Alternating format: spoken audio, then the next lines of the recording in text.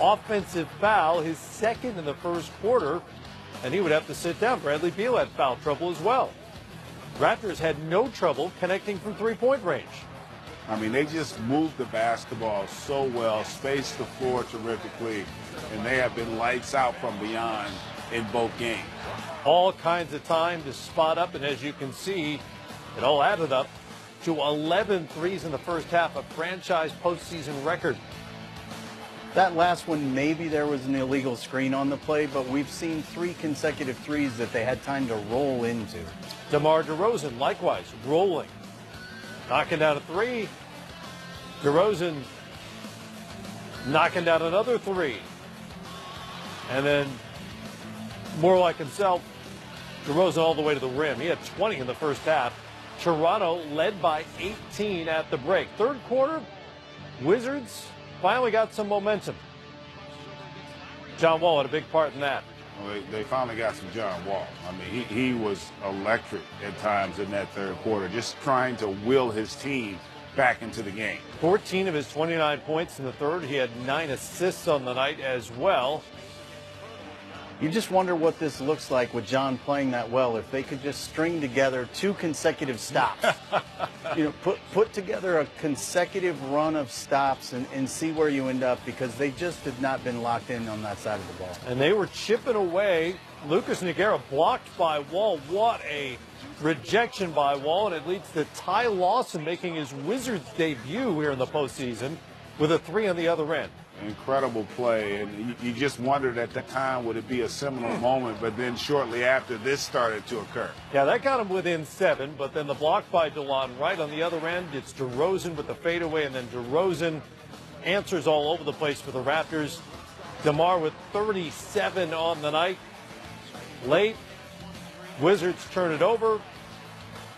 Look at the hustle and effort, just not giving up on the play there by the Raptors. And another DeLon Wright highlight. Yeah. Starts the break on the other side by getting the deflection and finishes the play.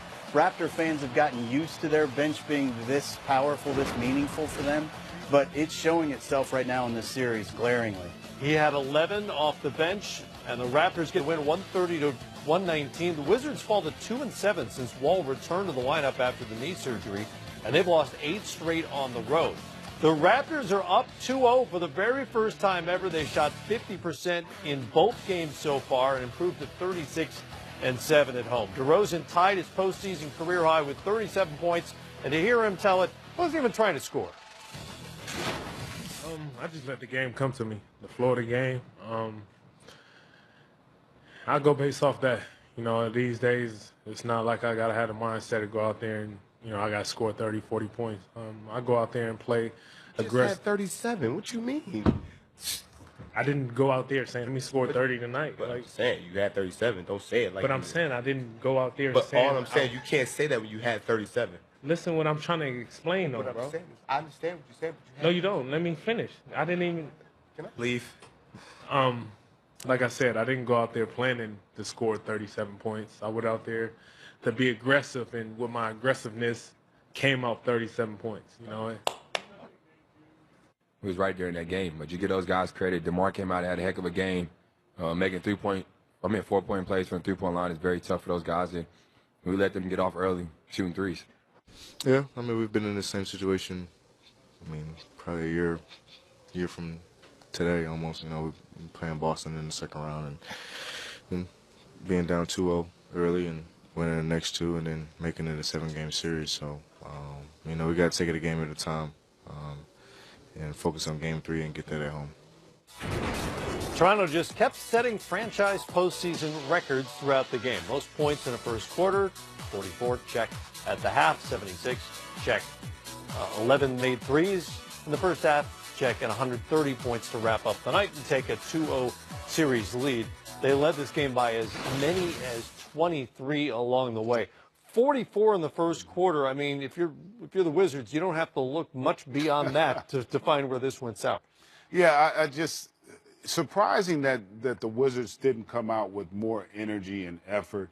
They really didn't have any answers. And Toronto to me, played like the desperate team. Like that, they set the tone as to how the game was going to be played. It really is kind of a tale of two teams, right? Old school versus new school. Old school, the ball movement, the spacing, the shifting of the defense's eyes and feet until you find that crack where you can create offense with your offense in rhythm, and they did a great job of it all night. And you made a great point earlier as well, but when you're watching this Toronto team, because the ball is moving so freely and everyone is touching it, they're actually more engaged on the defensive end as well. I think we've seen Washington, because they're playing and not using the strong, weak flow and moving the ball quite as much as Toronto does, you're seeing their guys are not as engaged on the defensive end.